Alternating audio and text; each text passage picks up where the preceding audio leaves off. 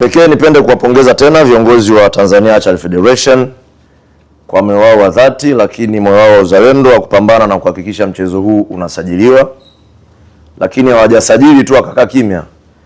Immediately baada ya usajili wameorganize course ambayo imezaa matunda mengi sana. Sikutarajia kama tungepata washiriki wengi kiasi hiki. Kwa hiyo nakupongeza tena President pamoja na uongozi wako wote. Nipende kutoa shukrani pia za dhati kwa Mr. Hewa Pereira. Kwa hiyo tunamshukuru sana kocha kwa kujumuika nasi, lakini pia kwa kukubali kuwa ni moja ya historia ya mafunzo haya. Kwa hiyo tunawashukuru wote ambao mmeshiriki kwa namna moja ama nyingine.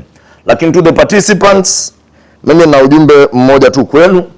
Kwanza nawapongeza kwa kujitoa kwenu kuja kushiriki mafunzo haya ambao kimsingi mmeingia mfukoni, mmetumia rasilimali zenu. Ambacho tunakitarajia kama baraza, moja, tunatarajia mkawafundishe wengine ambao hawajahudhuria kozi hii. Hiyo ndio expectation namba moja ya baraza.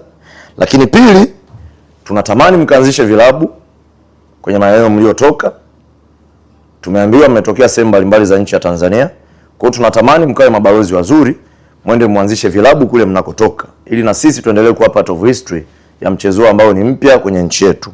Lakini tatu, tunatamani mwende mkaibue vipaji kwenye maeneo yenu.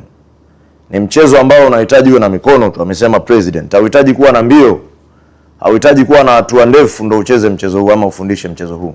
Kwa hiyo tunatamani mwende mkaibue vipaji hivi.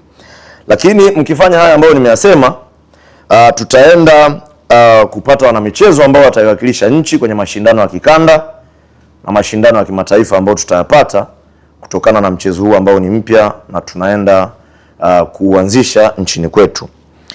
So kwa niaba ya Baraza la Michezo la Taifa, mimi nawatakia kila laheri.